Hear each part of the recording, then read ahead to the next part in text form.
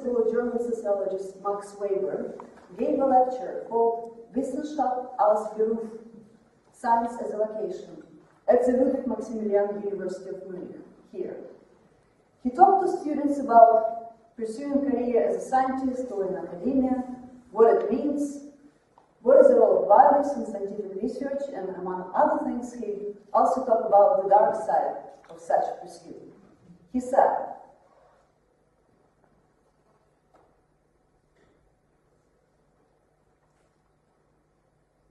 okay, this one.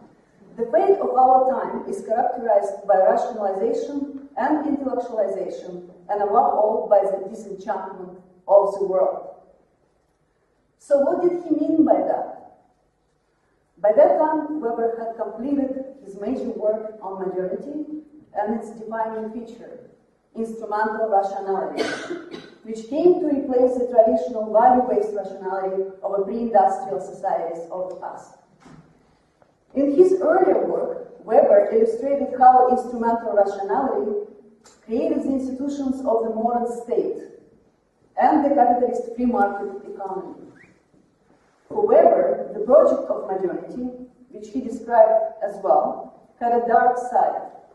When taken to the extreme, instrumental rationality led to the loss of meaning, while the iron cages of impersonal bureaucratic procedures made people to feel like cogs in the machine, the feeling of the disenchantment of the world. Weber's work provided a framework for many critical responses to the project of modernity that came from different intellectual and ideological positions. The New Left, the Frankfurt School, were saying that modernity can be totalitarian in its nature. The right wanted to bring back the ideals of romanticized past and tradition. The center pointed to the hubris and excesses of high modernism, and the postmoderns saw modernity as yet another grand narrative, legitimizing a particular type of knowledge in a quest for power, domination, and control. Today, the logic of instrumental rationality defines pretty much entirely the discourse on governance, including environmental governance. In my talk, I will attempt to make a case for re-enchantment of the world with the help of much older tradition, Aristotelian practical wisdom. This tradition offers a distinct type of knowledge, chronescence, which is a fusion of instrumental and value-based rationality. I will begin by my presentation with outlining the tragedy of the forests. In regards to the protection of intact forest landscapes, it's a forest with highest conservation value. I will argue that the current tools of governance based on instrumental rationality are failing to protect those forest ecosystems. Then I will move to, in my second part, to introduce Aristotelian traditional practical wisdom of virtue-based ethics, and will offer a particular case study on a wise practitioner of this tradition. And in my last section, I will highlight the most important traits and characteristics of wise practitioners and what roles they can play in environmental governance.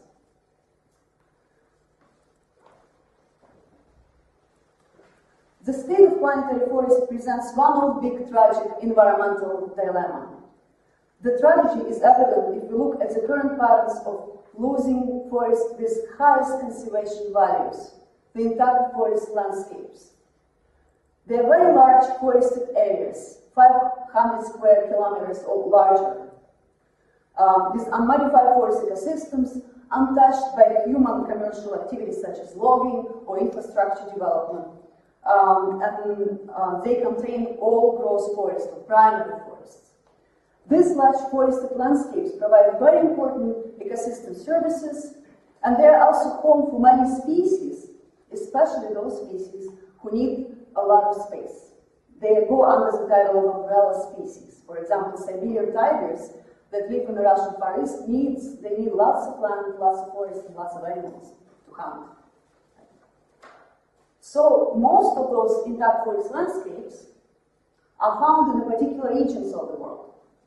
They are in the Amazonian forests, in Central Africa, in the Congo River Basin, in the Southeast Asia, in Indonesia, Borneo, Sumatra, in Northern Eurasia, and also in Canada and Alaska, United States. The European Union used to have an intact forest landscape in Romania, but it was lost in the last decade. The main drivers behind losing intact forest landscapes is large-scale logging, land conversion to agricultural production, and forest fires spread from infrastructure and forest logging sites. Okay. So here's a picture which can be titled "The Disenchantment of the World." The landscape, which used to be rainforest of Indonesia, but now it's a palm oil plantation. Since 2000, in the last about 15, 18 years, about 8% of intact forest landscape have been lost globally. And the rate of their loss is actually accelerating. So what has been done so far to protect those intact forest landscapes? There's two types of responses that are usually employed: rules and regulations and market-based approaches or market incentives.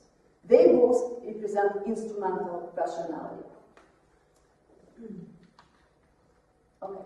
There is no comprehensive global forest convention exists so far. Major efforts to adopt the Forest Convention were made at the Earth Summit in 1992. But the positions of the global North and global South were too wide apart. So many northern countries wanted to see primary forests as global commons, whereas the southern countries insisted on defining them as national resources. So that was the main conflict there.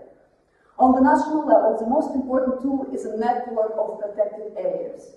And today, protected areas cover about 10% of intact forest landscapes worldwide. It is insufficient. And they're also not really well connected.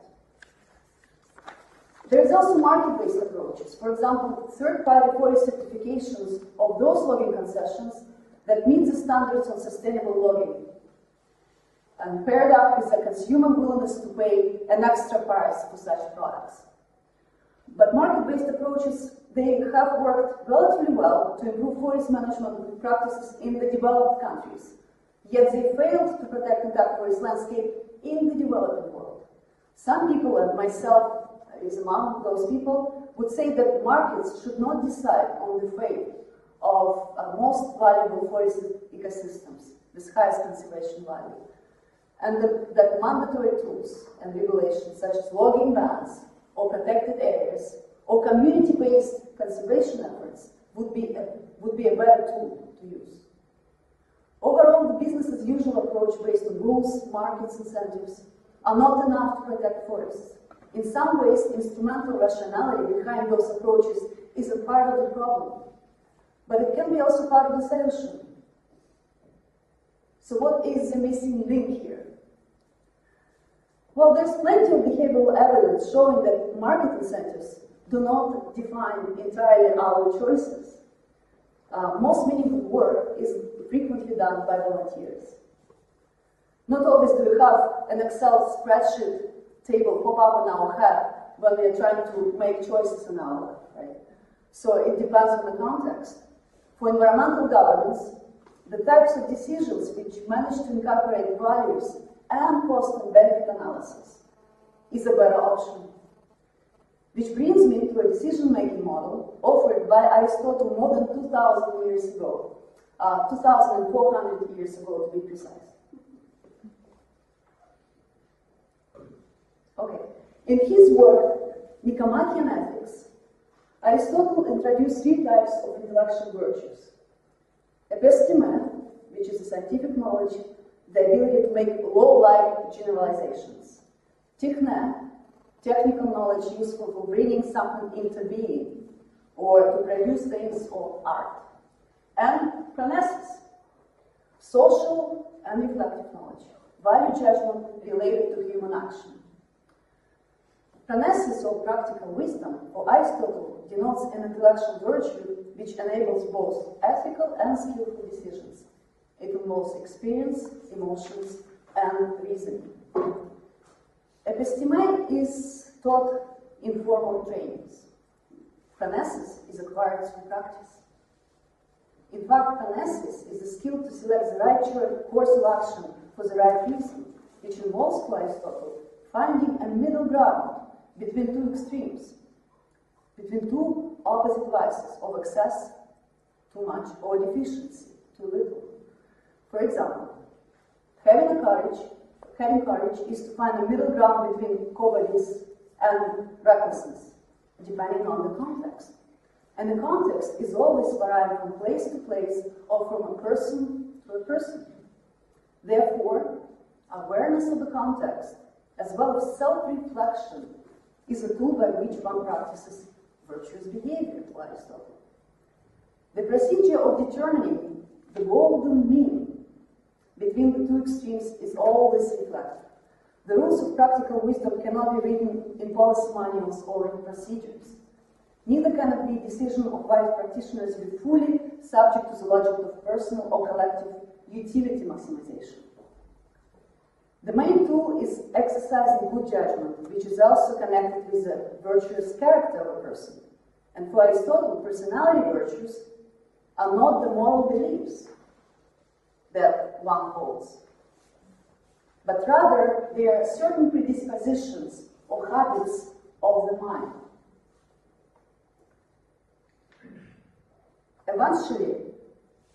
Essentially, a well-developed personality denotes the presence of these habits acquired through practice and not through reading books. So those are the habits of generosity, humility, restraint, respect, courage, sociability, fairness, and others. Having the intellectual virtue of phronesis or practical wisdom enables a personality of other personality virtues. Practical wisdom helps to find the golden mean, the exercise of virtue, in a given situation. What is generous in one context may be considered as wasteful or inappropriate in another. Alistair MacIntyre, a contemporary Aristotelian scholar, argues that practical wisdom is always embedded in specific historically grounded social practices. It is neither deontological nor it is consequential. So can practical wisdom be learned? Well, Aristotle would answer this in the positive. Yes, it can. Through following someone who is already a practitioner. So, and who is the wise practitioner? How do we know when we see one? In my field research of forest governance, I came across quite a few. Well, because of the time limitation, I'll just provide one of such examples.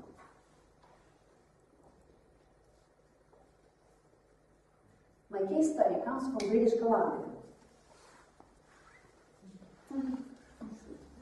A province located in the Pacific coast of Canada, famous for its breathtaking landscapes. A significant part of British Columbia's natural beauty comes from its magnificent old groves and enchanted forests. They are truly magical. They are temperate rainforest, home of the largest, oldest, and most impressive trees in the world.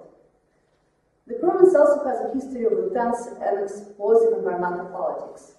It was frequently in international news throughout the 1980s and 1990s for its famous War in the Woods, the conflict between environmentalists and logging companies about saving the old-growth forests.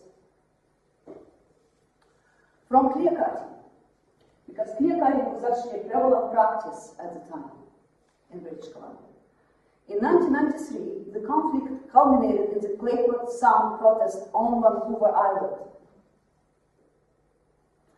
It was one of the largest standoffs in Canadian history. About 900 people were arrested by police at the time. So the government of British Columbia routinely cited this logging industry because it was the backbone for British Columbian social contract. Logging industry provided many well-paid and stable jobs in the province. It was the largest source of provincial revenues at the time.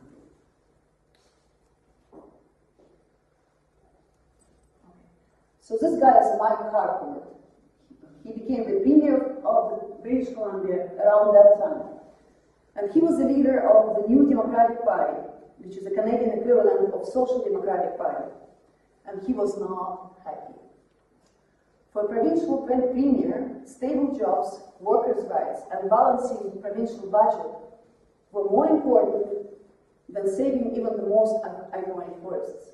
The cost for the industry from losing logging jobs was real and immediate, whereas the benefits from protecting those primary forests were vaguely defined and spread out over a long period of time.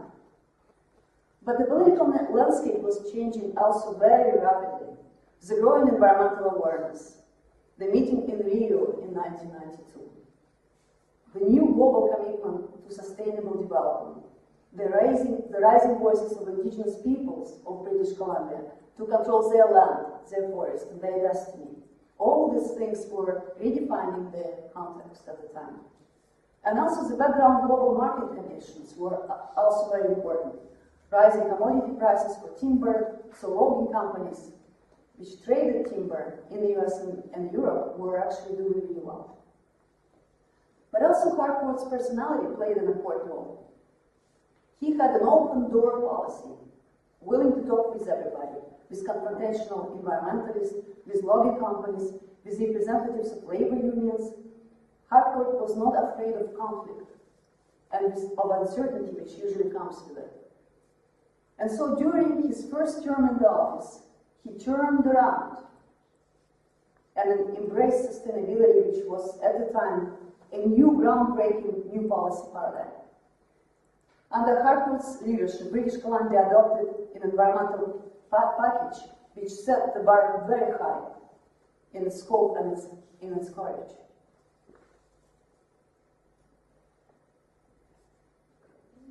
In 1994, British Columbia introduced a new forest practices code with very stringent rules for biodiversity protection.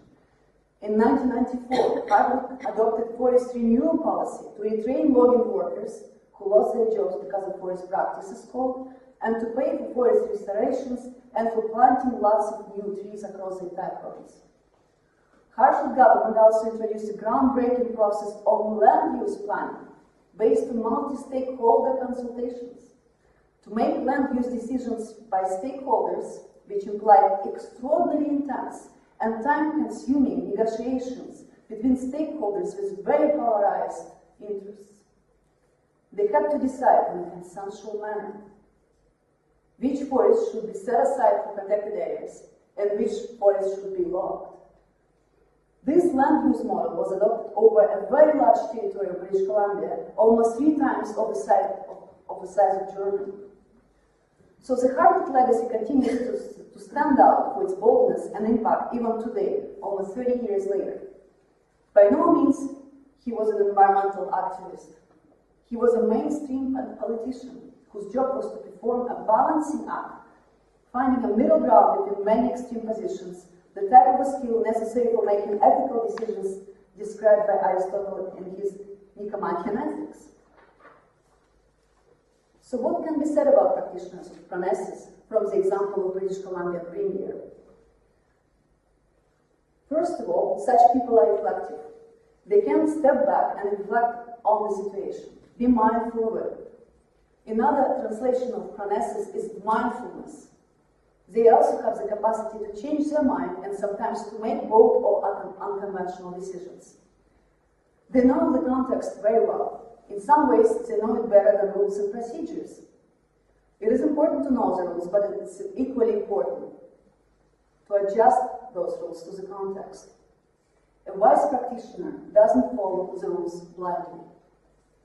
They are eager to learn. Learning is a very important part of their practice. The type of learning which combines episteme, techne, and pronesis.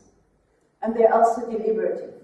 Deliberation is a function of a wise practitioner more than anyone else, said Aristotle. So among all those things, I would select the 2 traits: reflective deliberation. True deliberation implies being comfortable with uncertainty and also the lack of hidden agendas. Someone just asked me the other day, what would I do as an environmental NGO person if local populations do not support my position? So an unreflective answer would be, well, I will try to educate the people about the environment. But I don't entirely agree with this. I think that a more appropriate answer would be to engage in reflective deliberation. So to conclude this, in care of a premier of British Columbia who practiced his practical wisdom, who came from his many years in the office of a mayor of the city of Vancouver, his work and his practice was enabled by a well-functioning institutional background of a consolidated democracy, the rule of law, and favorable global timber market conditions. Which brings me back to Max Weber and his lamenting over the dark side of instrumental rationality. The tradition of practical wisdom does not reject modernity, nor does it question the importance of modern institutions, regulations, laws, and market incentives. We need all of them. The current tendency to dismantle the institutions of environmental governance, for example, by opening up protected areas for mining and oil industry by a handful of national leaders, and we all know their names, is a very alarming trend. Wise practitioners do not want to abandon environmental laws and regulations. They work along such regulations. And in the best case scenarios, they are enabled by those regulations. Or when such regulations are absent or not implemented, or they are dismantled, and when market incentives are all negative, they still try to do their best, perhaps less effectively, because they want to do right things for the right reason. Thank you.